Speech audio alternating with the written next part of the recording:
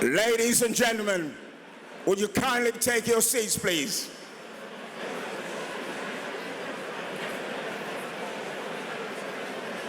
Yeah, that's it.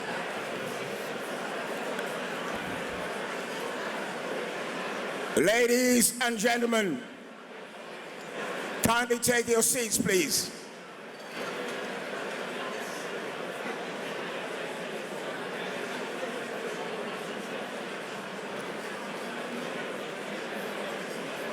The event is about to begin.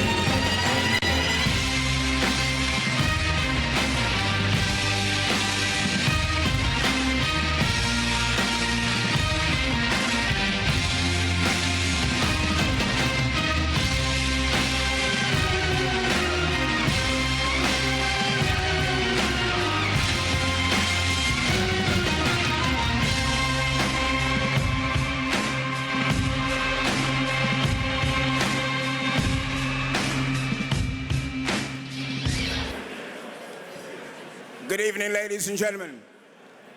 And now, ladies and gentlemen, we have a comic of great renown, a man of 1,000 impersonations. He is an impressionist, a playwright, and comedian, noted for his political satire and impressions of prominent British politicians. Ladies and gentlemen, please welcome Rory Bremner. Don't be long till I hit the guns now, hit the guns now. I got all I need. No, I ain't got cash, I ain't got cash. Thank you very much indeed, Master of Foxhounds. Good evening, Parliamentary Under Secretary of State, distinguished guests, my lords, ladies and gentlemen. In the words of our great friend and frequent honoured guest on this occasion, Keith Vaz, we need to get this party started. Sadly, unable to be with us this evening as he's got a particularly big order of washing machines to deal with. If you would like a washing machine, by the way, if you ring the number on your programmes, and if a woman answers, hang up. Welcome to this, ladies and gentlemen. It's okay, catch up. Welcome to this, the most exciting event happening anywhere in the ballroom of the Intercontinental Hotel this evening. Great to see so many of you here. Well done, by the way, for getting here. Of course, you know, we have held it in the past in Westminster. This is the idea. We're going to move further and further east. In 30 years' time, we'll be holding this in Delhi, which for some will be a home fixture, and in fact, many of us will have indeed moved there to see what it's like to see a growing economy. Some other news tonight. Samsung have announced that they are going to recall Donald Trump following a design fault which allows him to blow up at frequent intervals. We've got some extra auction items I'm going to tell you about this evening. There is a silent auction. We've just got the leadership of UKIP. You could actually bid for that. Normally it's only decided under party rules. That's either a points decision or a technical knockout. Don't worry, we'll have more later.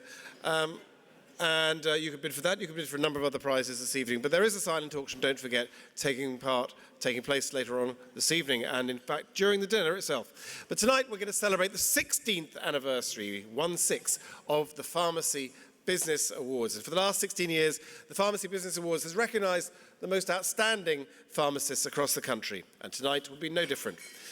But tonight's awards come at a crucial time for community pharmacy. With big cuts to the pharmacy budget looming on the horizon, the sector is at a critical juncture. So this evening's recognition of pharmacy comes with a message: don't cut pharmacy funding, support the sector. Don't destroy community...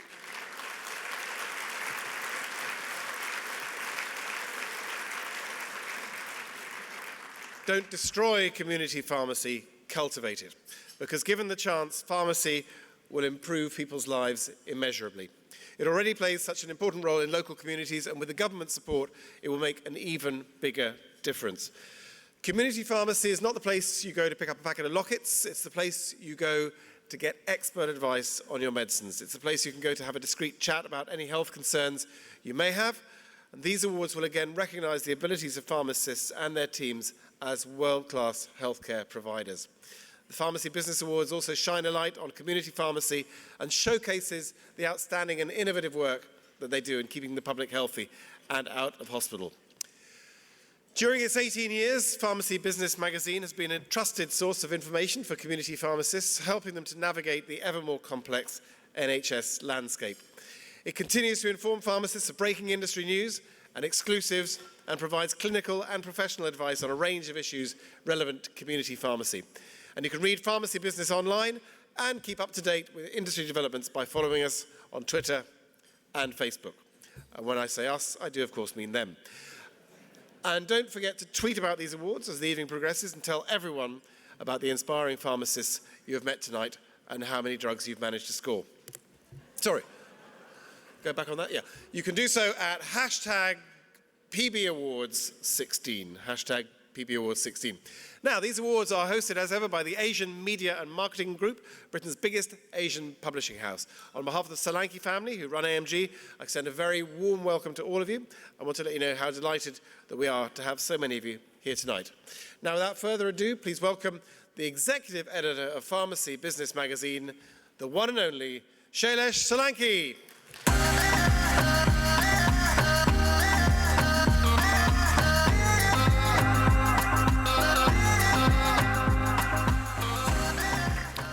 Thank you, Rory.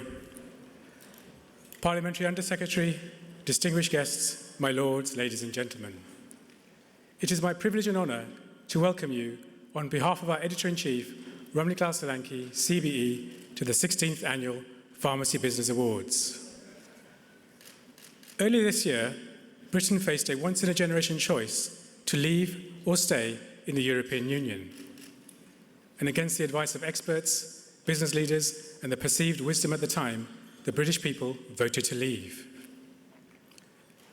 A sense of alienation from the political class swept away in one night 40 years of Britain's involvement in Europe and unleashed a political earthquake which dethroned the big beasts of the political jungle. The referendum brought into sharp light the deep divide that exists in our country. Huge swathes of the country opted to leave, where a deep sense of frustration and alienation had been simmering for decades. Communities around the country felt the despair of being left out of the prosperity enjoyed by the rest of the nation. Social exclusion runs deep. It has been a key priority for all governments. And although progress has been made to address social, economic, and health inequalities, much more needs to be done. Pharmacy is uniquely placed to help alleviate many of these inequalities. The Community Pharmacy Network is a huge, under-tapped resource which delivers immense value not just to the NHS, but to the wider society. The social value of the pharmacy network should not be underestimated. A network that is in walking distance for 90% of the population, where 1.6 million patient contacts are made every day, and where deprived and hard-to-reach communities are helped by outstanding health professionals. Research by Durham University shows that more pharmacists are found in areas of health and social deprivation. They really are a vital service. A recent study by accountants PwC and commissioned by the PSNC put the direct value of community pharmacy to the health service conservatively at £3 billion. And that's to deliver just 12 core services. Add in the cost savings to the NHS from self-care and medicine support, and the value goes up a further £2.5 billion, making a total of £5.5 billion. This easily outweighs the $2.8 billion the government invests in community pharmacy each year. But these are just the direct benefits to the NHS. Community pharmacy's value goes far beyond. Community pharmacies are the focal point for local neighbourhoods, and they are wellbeing hubs which bring people together. From the young nursing mother to the frail elderly patient, and from ethnic minorities to those on the edges of society, community pharmacies provide vital points of contact to the most vulnerable who would otherwise slip through the system. On the high street, they keep shops and parades alive by their very presence and the footfall they generate. Pharmacists play a key role in helping patients overcome drug abuse and keeping them out of prison. Community pharmacies clearly help improve patient health outcomes, and they are a vital part of our communities and our way of life. Last year, community pharmacy made over 150 million health interventions and supported over 800,000 patients through the services they provide. The value of these health interventions is substantial and greatly exceeds the cost to the NHS in delivering them. So it's all the more surprising that the government is proposing yet another drastic cut to pharmacy funding. The future of the service is in peril as never before. In a letter to pharmacy in December of last year, the Health Department set out a figure of £170 million in cuts to the pharmacy budget. The DOH went further in stating its intent to phase out the £25,000 establishment fee paid to pharmacies dispensing over 2,500 prescriptions a month. The scope and scale of these cuts are far-reaching and beyond anything we have seen before. They threaten the very existence of the community pharmacy network, a network which has been in existence for almost 400 years, treating patients armed with nothing but the noble tradition of doing the very best for people's health. The cuts will have a devastating impact on our sector, with some estimates predicting the closure of between 2,000 and 3,000 pharmacies. With this exceptionally high number of pharmacies exiting the network, more pressure will undoubtedly build on A&E departments and GP practices, pressure they are ill-equipped to manage. The cuts appear to be formed without any robust analysis of the impact, and they will impact on reduced care for patients, on demand for GP and A&E services, and on social care services. It's not surprising that the cuts are deeply unpopular with the public. The NPA's petition against the cuts gained a staggering 2 million signatures, a record for petitions of this nature. And coming at a time when the Health Secretary is trying to introduce a seven-day NHS, there is no logic in driving away the public's most accessible health